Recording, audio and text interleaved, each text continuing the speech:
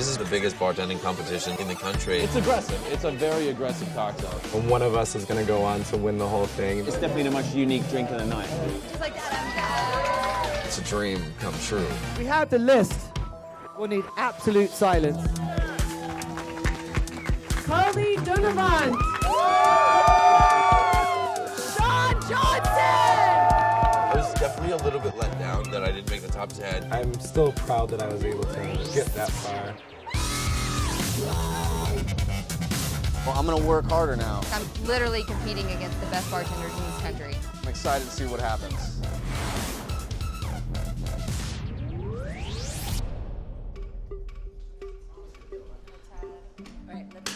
So the morning after the semifinals, they call a meeting for the top 10 at 8:30 in the morning, which is ludicrous for any bartender. Congratulations on making it to the final 10.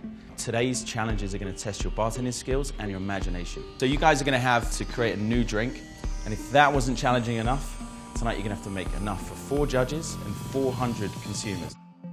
The first thing that went through my head was, in red letters in all capitals, F-U-C-K.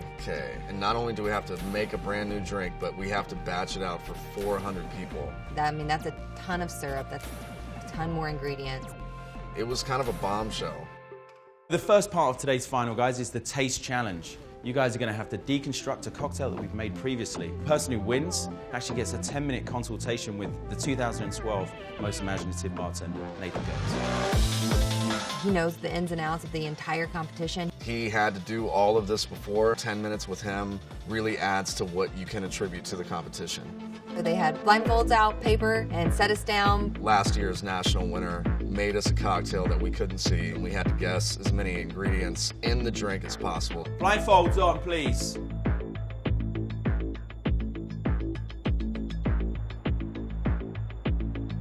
I was not prepared to drink a cocktail at 9:30 in the morning. Everybody has their cocktail, so make sure to smell and taste the cocktail. It was just a really tough challenge in the morning, especially after a night of drinking. 30 more seconds. I knew there was pineapple, I knew there was lemon juice, but after that I wasn't sure, so I couldn't quite figure out the flavor of what else was coming through. Okay guys, so blindfolds off. You now have 1 minute to write down as many ingredients as you can recognize. I f***ing hated it. Like, I really hated that part. As soon as we took the blindfolds off, I could tell that there were a few people in the room that knew exactly what it was. Everybody, we're gonna collect those. We're gonna tally up the scores. I bombed it because I was not prepared. I had a bunch of citrus before. My palate wasn't cleansed. Winning the taste challenge would be huge. Can anybody tell us what the actual drink was? Singapore slang. The interesting thing about the Singapore sling is it has many, many variations. Everybody did a really great job, but we did have a standout winner. Julio Cabrera from Miami. Congratulations. Well done. Julio wins everything. He is probably the best professional bartender in the country. It is a prize to talk to Nathan because he's super knowledgeable and he's a great guy. Having 10 minutes with Nathan would have been crucial.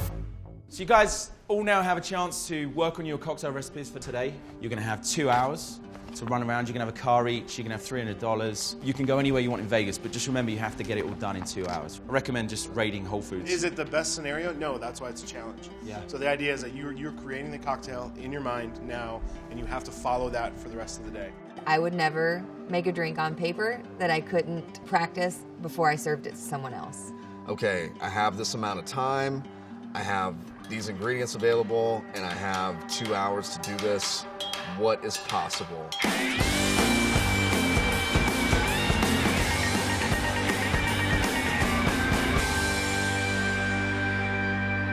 Overall, shopping was a pretty intense situation. Had 2 hours to go to get the produce that I needed. So I was rushing around like a crazy person trying to get all of the perfect pairs because I wasn't quite sure what my garnish was gonna be. I just wanted to make sure that the grapefruits were firm, because when you slice grapefruits, you don't want it to fall apart upon slicing.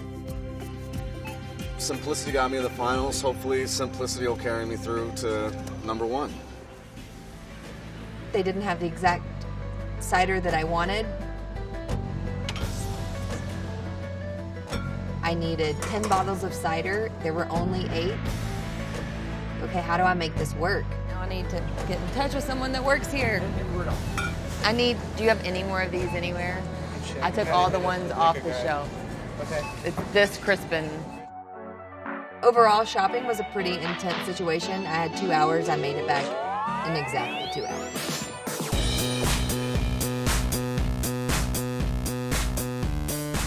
When I got back to the venue for the competition, wheeled all my stuff up, all of that excitement, all of the fun that I was experiencing at Whole Foods and the night before, that was over.